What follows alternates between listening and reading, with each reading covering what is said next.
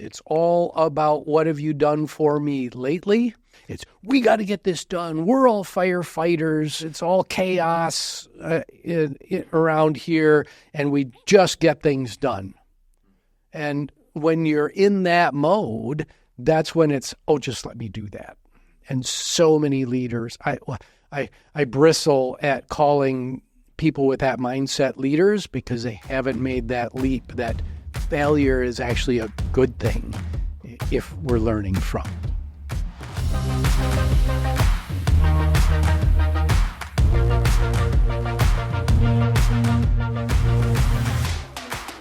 Welcome back, everybody, to this episode of the Pay It Forward podcast. I am one of your hosts, Austin Seward, along with my co-host, Keegan Walls. And today we have the pleasure of sitting down and like to introduce our guest, Andy Temte. Andy is the author of multiple books, The Balancing Act and The Balanced Business. He is the host of the Balancing Act podcast, which he said is close to 150 episodes in July. The former CEO of Kaplan Professional for over 20 years, a wealth of knowledge, experience, wisdom, and we are super excited to have you here today. And a rock star on the side. Well, if I could make that my primary role, I would do that like that. Would you? Oh, yeah, absolutely. Awesome. Well, thanks for being here today, Andy. You got a lot going on. I mean, you can look at your website, look at your social media. You're active in what you're doing. Share with our audience what you have going on now. Yeah, so, former CEO, when you're in chief executive mode for a long period of time, you just kind of get into a rhythm to serve the business, stakeholders, the business's people, and its customers. So your world is actually kind of small in the niche that you're focused on. And a lot of CEOs, they get done with their tour of duty and then say, mic drop, I'm done, I'm out, let's let somebody else take care of this. And then it's off to the golf course or the river or wherever. And there's just so much value that's in here that doesn't get out there, and it gets lost to time. And I am adamant that that is not going to be the path and the route that I take. My purpose in this world is to teach, coach, mentor, and hopefully do a little of inspiring along the way. So I view it more as like an obligation that I have to the community, to the world, to package up what's between these two ears and get it out there in a form that's easily consumable by multiple audiences. Awesome. And how long have you been retired from CEO? Yeah, I left the CEO gig back in early 2022. So It's been a little over 2 years, and I'm just loving this next phase. Awesome. Retirement is I get this bristle when somebody says, "Oh, Andy, how's retirement going?" I'm like, I am not retired. That's great. Yeah, this ashen look comes over my face, and I get all prickly, and I know it's happening. I try to dial it down. We've talked with several guests that have retired from sold their businesses, and they're busier now than they were when they owned their business. So, yeah, for sure. Share with us what did that journey look like to becoming. So now you're at a point of giving back. I imagine there was a time long ago that you were learning. How did you get to that point of being CEO of Kaplan? Where did you start?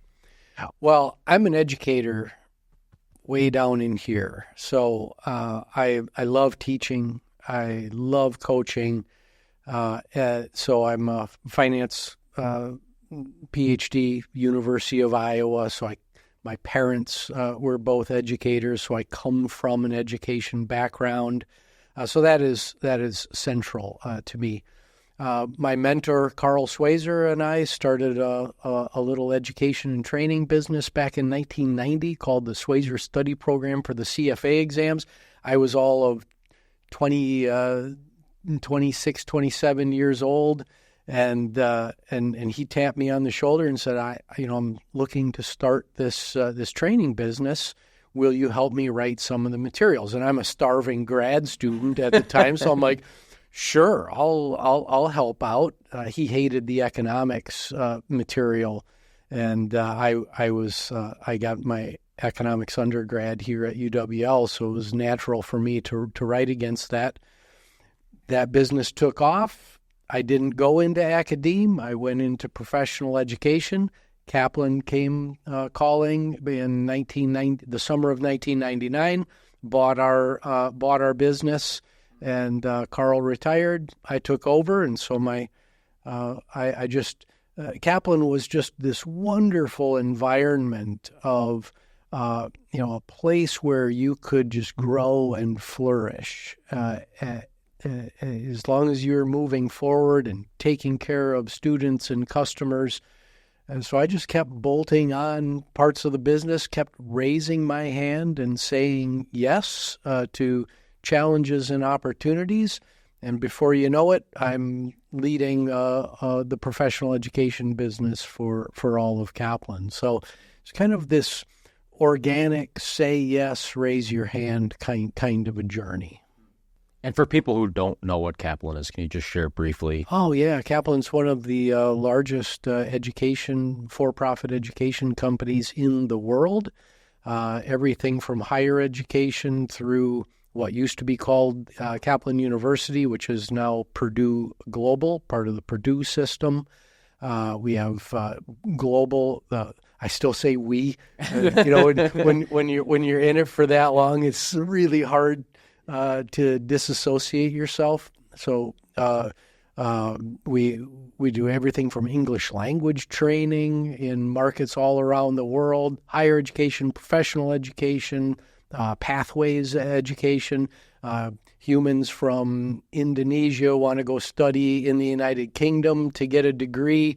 We help facilitate that kind of a journey. So just one of the big global education companies that is really helping people achieve their educational and career goals, one success story at a time. What an ad, huh? That's great. Did you always have a knack for leadership, or is that something that evolved over time? So the leadership knack, I've been multiple leaders in my career. Early in my career, I was Andy said. I was very directive. I was a micromanager. I had my fingers and my thumbs and my hands in every part of the business. Nothing happened unless I said it was okay to do so.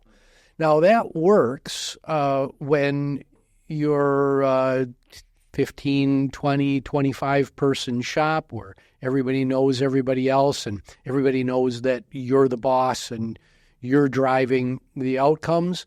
But there comes a time when your growth outstrips the ability to be that directive boss, and a different kind of leader has to emerge. And I say has to because if you really want to grow a business beyond a certain point, it's a necessity to start empowering your people to build environments of trust and allow them to flourish and grow, and you become that player coach, and ultimately in a true coaching role for all of the people around you. So I had to say goodbye to directive Andy said management philosophies and adopt an organizational health and a continuous improvement stance.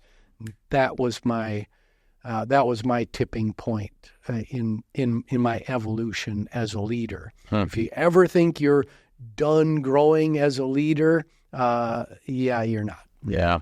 How difficult was that for you to change up your style from driving it to letting go? Was that like a long process, or? Yeah, multi-year. It's still a work in progress. There are still remnants of Andy said back here where it's just in the short term, it's a heck of a lot easier to just jump in and say, Austin, this is how you do it. Yeah. You made a mistake. I'm not going to let you learn from this. That's not what's going through the boss's mind. They're just like expedience. This has to get done. You made a mistake. I'm going to take it. I'm going to make it all good and then give it back to you. There's still a big part of me that likes to do this. Drives my wife absolutely crazy because I just jump in, take things. She's not learning and growing because I'm just being directive and saying I can do that. So yeah, it is a journey, and it's a continuing journey. Why do you think that's our natural tendency to want to do that? Well, we live in a results-oriented environment. It's all about what have you done for me lately. That's the world of capitalism. So there is, in the crush of busy that everybody gets themselves all wrapped up in, you start to convince yourself that you don't have the time or the ability to allow failure and mistakes to happen and take their natural course. It's, we got to get this done. We're all firefighters, not in a good sense, but in a bad sense. We're all firefighters. It's all chaos around here, and we just get things done. Huh. And when you're in that mode, that's when it's, just let me do that. And so many leaders, I bristle at calling people with that mindset leaders because they haven't made that leap that failure is actually a good thing if we're learning from it. Was the Andy said boss necessary in that beginning time, or would you wish that you would have evolved as a leader sooner? I think it was necessary for me. I'm not saying it's necessary for everyone, but it was necessary for me to go through that because I'm what I like to call an accidental manager. I grew up in the world of finance and economics. I hold a PhD from the University of Iowa. Whatever they were doing in the management department down the hall, that was like, yeah, if it wasn't about the numbers, I don't care. Yeah. So I grew into a leadership role by accident, and many people do that. Oh, Austin, you're really great as an individual contributor. Tap, tap, tap. Would you like to manage these 9 people? Oh, sure. Does it come with a raise? Ha! Whoa! I get to manage people. And now it's going to be my way or the highway. And these are the narratives that either consciously or subconsciously we convince ourselves of, and that leads us into not so awesome management behaviors. And in a world where you grow up and you foster and you have a coach that's helping you with self-awareness and a whole host of human skills that are necessary to be that modern, empowering leader, you almost got to go through it to get there as an accidental manager. Yeah. Can you talk a little bit more about the impact that you mentioned your mentor who you started the business with early on had on your life? Oh, yeah. So I've got, probably this many mentors that I can count in my life. I'm very specific about what that word mentor means. And I think we have not done ourselves many favors by labeling people as mentors when they really don't fit that definition. Guys like Dan Johnson Wilmot, who was my vocal coach when I was 10 years old, really taught me how to sing and found the voice inside me. Carl Swayzer, my wrestling coach in the 9th grade. These are the people that just shaped who I am today. So Carl, He was the chair of the finance department at the University of Iowa. The first time I met Carl was my interview to get into the PhD program. Was supposed to be a half an hour interview, turned into 2 hours. And it was just this natural conversation that happened. And he just kept asking me, and I kept saying yes. And the relationship grew into what is now a beautiful mentorship, friendship type of relationship. So I like what you said about being careful about how you say that, and like what is your definition of a mentor? Because you hear a lot on social media, like, got to go find a mentor. You got to go find somebody. Like, I feel like I have a lot of people that I look up to. I don't know if I'd call them mentors or not, people that I'm inspired by that I could go to and ask questions, but it's not like a formal relationship. Or like, what would you define as a mentor? So most mentors, and these are all my opinions, most mentors in most people's lives are, again, accidental. They are people that you've met along the way who have had a significant impact on who you are as a human today. And it is not a mentor relationship is not transactional. So coaching and mentoring are very different things. A coaching relationship is transactional. You either pay for it in some way, right? Either as a player on a team, you pay for it in your blood, sweat, and tears, or you engage with a coach. A mentor is this thing that most of us fall into, and if you're out there seeking a mentor, you're probably in a probabilistic setting. You're probably not going to find them. If you have an open mind and open ears and are looking at the world through an inclusive lens, you're more likely to attract individuals who see something in you that you don't see in yourself.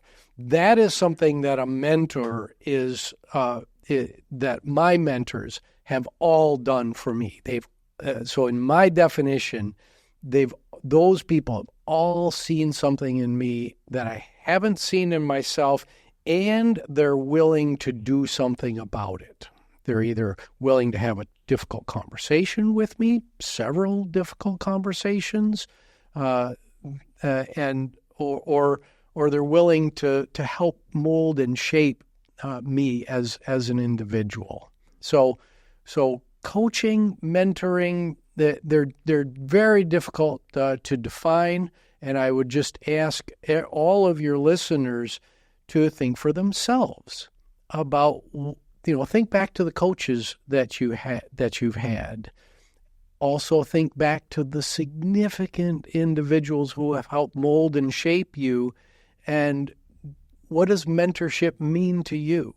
It's not something that you can open up the dictionary and say, oh, that's the definition of mentorship, because it means something very different to all of us. Yeah, that's spot on. And it's not I think it's portrayed as something that I'm going to get something from them. Like, I'm going to go find a mentor and I'm going to learn and get something from them, but it's not that. You're going to do that with a coach. Yeah, correct. The coach is going to be great at asking questions and pulling out of you the best that you have to offer in that moment. But a mentor is a higher order relationship. Yeah. So in your definition, though, are there times where a certain individual is a mentor without knowing they're a mentor to you? Absolutely. There, in my list of mentors, there's one individual in there that will go unnamed, but that individual, if I walked up to them today and I looked at them and said, "You were such a mentor to me," that person would go, "What? Really? Huh? Really?" that's okay.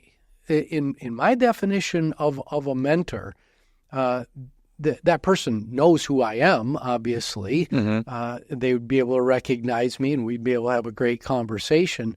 But that person had such a profound impact on me in a very short window in my life that helped me learn and grow and become the human that I am today, that I classified them as a mentor because their voice just keeps ringing and resonating in my head as a 60-year-old man, 50 years, 45 years after that set of interactions. So it's really that recurring voice that I'm hearing that I define as that mentor.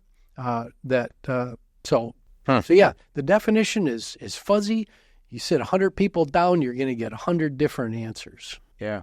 You don't have to answer this question. It might be too personal, but is there a reason you wouldn't share with that person what the impact that they made on your life? Oh, I would absolutely do that. Okay. I'm just talking for this show. Yeah. Okay. Yeah. So you said your mentor saw something in you that you didn't see. What was that he saw in you? Was it the ambition or motivation to be successful, or leadership qualities, or hands-on skills? What was that, do you think? Yeah, he saw my ability to really get next level in terms of my drive, passion, dedication to the world of finance and investing, and my ability to. I was always kind of a tinkerer and able to pull things apart and put them back together. But he saw the ability to teach and to take really difficult concepts and boil them down into something that's much more consumable and straightforward. And he unlocked that skill in me. Where did that drive come from? Loaded question. Yeah, I since I was a very, very young man, I've had a desire to be the best that I can possibly be in the things that I'm applying energy to, and I totally credit my parents for this, both educators, both musicians, and my given talents as my raw talent as a musician comes from them, and I've so I've always had this kind of perfectionist tendency or leaning, and I've got to do the best that I possibly can in this moment for what I'm delivering to whatever consumer. It was never that well thought out in my mind, but as I grew, as I aged, making sure that we're delivering whatever I was doing, delivering the best possible product that I could. And now later in life, that all comes back to really value. Am I adding value to this conversation, to your listeners? Am I adding value to the people who are reporting to me, stakeholders, investors? What's the value I'm adding in this moment? And that really helps as that driving force. Yeah, that's we're blessed to interview a lot of people on this show, and that is a commonality of people that pursuing excellence in what you do, wanting to be the best at whatever you're doing. Doesn't matter what type of business it is, pursuing excellence and trying to be the best you can at whatever you're doing and provide the highest level of service for the best product or have the best people. So, I would say that there is a lack of apathy inside. I can certainly be apathetic about things that I don't care about, but the things that I really care about, it's not this is fine.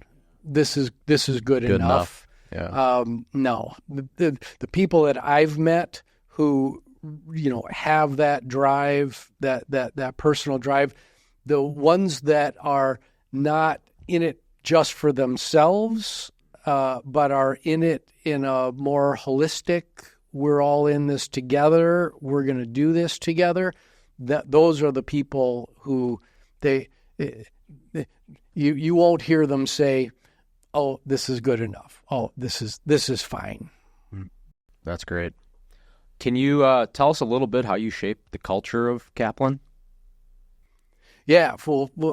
So the early days were in that Andy said environment. I wasn't a jerk about it. I'm sitting here with you. I'm 150 pounds soaking wet. I'm not a frightening guy. I'm quite friendly and approachable. But when it gets down to the brass tacks of things, and we're working together, you know when it's time to get serious and urgent, right? So but very affable, very approachable, and it was really after the financial crisis of 2007 to 2011-ish. So it's a longer period of time than most people want to think about the Great Recession. Yeah. And it was really during the throes of the Great Recession, we had big choices to make as a business. We had big transformational choices, from butt-in-seat education to more digital offerings, going more self-service. These are things that we had to do to survive as a company. And during those high pressure years was the time that I had people come to me and hand me a book or two and say, "Hey, have we thought about this?" So it wasn't me independently just waking up and going, "Oh, there's a different way to do things." It's always the people around you that are helping shape and grow your mental models, challenge biases that are always sitting back here and helping you to think about new ways of doing things. And a really good leader is going to take the best of all of that, mold it, shape it, and come up with the what's next. And that's what we did. So we adopted a unique blend of organizational health and plus continuous improvement practices, and those were the drivers to the cultural growth that we saw at Kaplan. So with that, always improving and always getting better, is there any difficulties or challenges as the leader of we always want to improve and get better, but there's also the recognition of I did a good job, right? Otherwise it can be exhausting for maybe the employee who's not the leader. Was there any of that, finding that kind of balance of keep going, let's keep doing better, but also great job? You know what I mean? Where's that line? Well, celebrating successes is something that many leaders do not do enough of, and allowing the space and the time for success to truly be celebrated. And at exactly the same time, dual path, that ensuring that the sense of urgency is still in the heart and the stomach and the mind of the people around you. So what I've found is that if you are all in it together and there is a sense of organizational community, not family, because families are messy. Don't confuse the two. I hear so many people say, "Oh, my workplace is like a family." I'm like, really? Think about your family. How messed up is that? Is that where you want to work? Come on, please. So That's good. right. So this, creating this sense of community that we are all in this together, and really ensuring that the focus is on what's out there, the customer. Who pays the bills?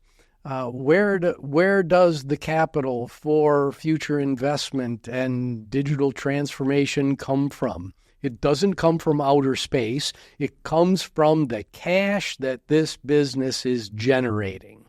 And so being a teacher, being a coach about what where the focus really needs to be. It's not the internal fights of that you're having with your colleagues. It's about satisfying the customer. And when you're all rallied around that and consumer outcomes, it's a lot easier to celebrate a success. Yay, we did it. And we've got to keep pushing forward because the customer's always right front and center. Is that I love when you said sense of urgency. I feel like that's something that's always been a value of mine, something I've just inherently had. Is that something that you look for in bringing on people onto your team and look for in employees, or is that something that can be learned?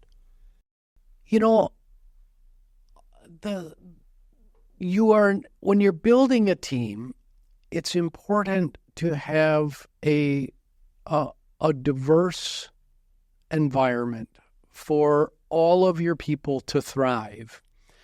And I really dislike the narrative that some people have gotten themselves into that, I need all of my people to have this drive or this sense of urgency, or I need all of my people to be high performers. It's not going to happen. And it has to be okay for some, even many of your people, to be average, above average performers. It's got to be okay to be able to do one's job and execute on the standard work that you have defined and worked on together. So you've got some people that you're working with that are punching the clock. They are there to earn to live, versus live to earn, which is a different mindset. So having an employee population that is, you've got some hunter-killers in your environment. You've got some folks who are innovators and just off-the-hook creative thinkers. And then you've got some real doers that just are, they love checking boxes. They love structure. We're talking about very different people. And expecting everybody to have all those skills at the same time is just a misnomer. So it's all about creating an environment of a diverse workforce that is all playing as a team together with that customer in mind. And we're all learning and growing from each other. Patrick Lencioni has his working genius model. And the thing that I really like about the working genius model is that it is very explicit that you are not going to have all of these skills. You, the leader, you, the individual contributor, you, the mid-level manager, it is damn near impossible for anybody to have all of this together. So you have to have an environment where you have genius 1 and individual 2, and they all have different strengths, and you're playing to everybody's strengths. Isn't it hard sometimes if you're putting all those people together, it's hard for the high performer to be around the average person. You know what I mean? I feel like there's always a tension there. if you're not aligned in how you're working. Yeah. You know what I mean? Is that, I guess what I'm getting at is there any benefit to finding those high performers and putting them together, or those individual contributors and putting them together versus trying to create a diverse team? If that makes sense. Yeah. So in my second book, the second to last chapter is on incentives for a reason, because your incentive structure will drive the outcomes of your business. So the answer to your question is yes, it is absolutely frustrating for a high performer to be trapped in an environment where everyone is incentivized and evaluated using the same or very similar rubrics. Well, what good is it for me to outperform if I'm in an environment where the average employee is getting the same rewards as I am? So designing an incentive structure that matches and supports the culture and the outcomes that you're trying to drive, that's where the magic really happens. Because if you try to spread incentive peanut butter across your organization and simultaneously trying to build a diverse team of all these different skill sets, if your incentive structure doesn't mirror that, you're in deep trouble. Yeah, because I was going to say, there's a lot of tension, me being the high performer, working with Ross on the podcast. Yeah, it's got to be dreadful. Yeah, like me and Nick are always, I'm like, what's going on? I know. Tell us more about your books and what you cover in your books. Yeah. The Spark Notes version. I'm a Spark Notes guy. I think I read one book in high school. I'm an audiobook guy. Yeah, well, I'm with you, Austin, because I am not an avid reader. Okay. I'm a very slow, methodical reader, so I like consuming content in multiple ways. So my first book, Balancing Act, is kind of half autobiography, half business book.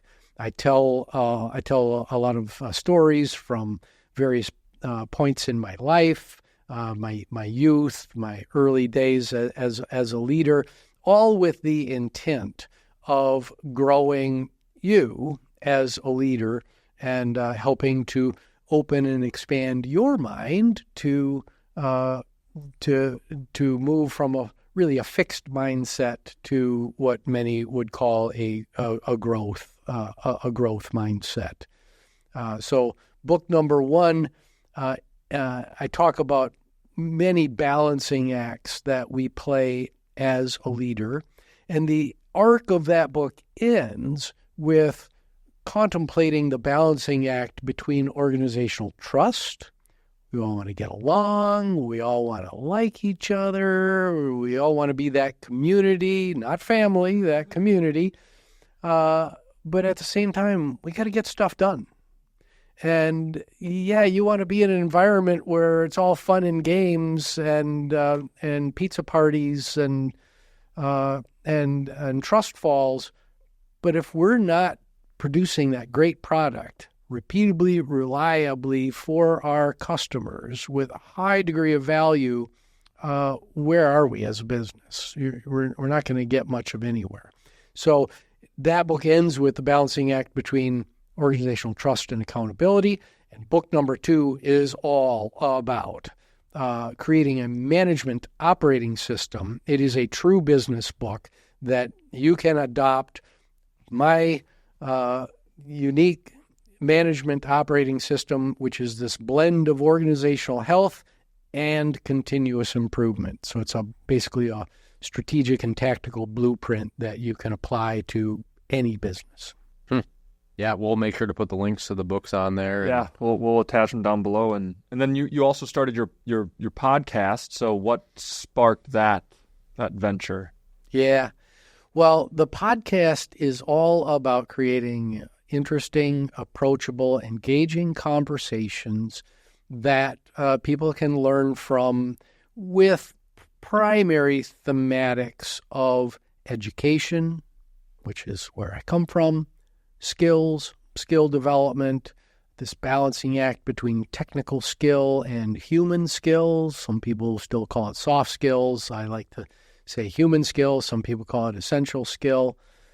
So I like to talk to other leaders about the balancing acts that they're playing in their world. So I run a mini series format. So I'll talk to a bunch of folks about financial literacy, and I'll have 4, 5, 6 episodes on the importance of financial literacy. Get a number of different perspectives so that my listeners can have a rich tapestry of the ideas and thoughts of what financial literacy and what financial acumen mean. And then we'll run a mini series on business acumen. I just had one on coaching and coaching and mentorship. So that's the arc of that show. Great. One thing we haven't talked about is you're a rock star. Yeah, we have. So we got to talk about your rock star lifestyle of. I mean, are you a guitar player, lead singer? I should know this. Yeah, so I'm the lead singer of a band called The Remainders. The Remainders are celebrating 20 years of primarily philanthropic activities around the community.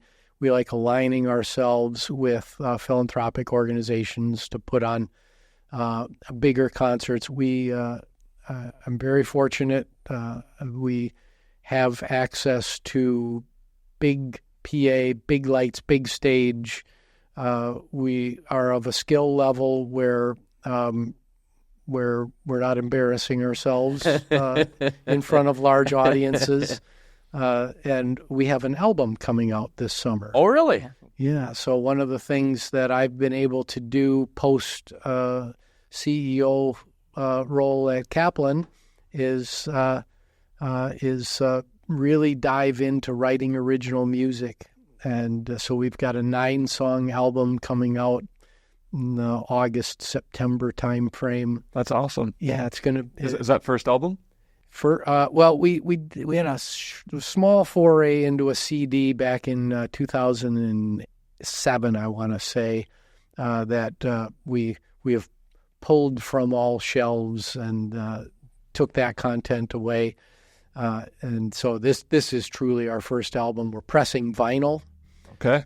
We have a visual artist who just graduated from Luther College, who's going to be creating painting, which will become the album cover. That's cool. Yeah. So it's we're so energized, so stoked for this release. That's awesome. In 20 years together. So when's the next performance? Where can people locally see you next? Well, this Saturday night, we're at Timmers at the base of 10 Mile Hill, doing an outdoor show out there to raise money for the Hunger Task Force. So show up with a wad of cash or some non-perishable food items. And if this episode is coming out after June, you're going to have a bunch of people. 8th, I was going to say, then come see us at Riverfest. But still take a bunch of cash out of your pocket for the Hunger Task Force or whatever local organization is feeding the food insecure in your area. And then Moon Tunes and Oktoberfest. We only play 7 or 8 times a year. Okay. And we practice much more than that. And it's really about the brotherhood that we've established as musicians.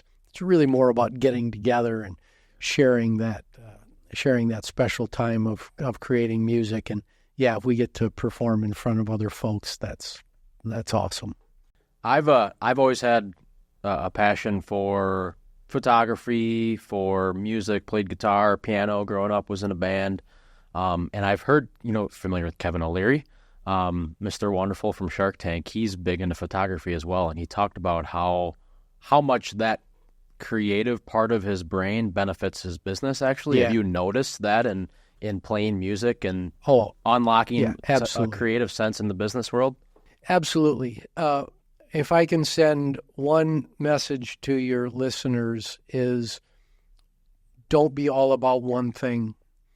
And business can trap you in that all about one thing mentality. Be multidimensional. I don't care if you're a gardener or if you're a fitness fanatic or what it is that drives you outside of work.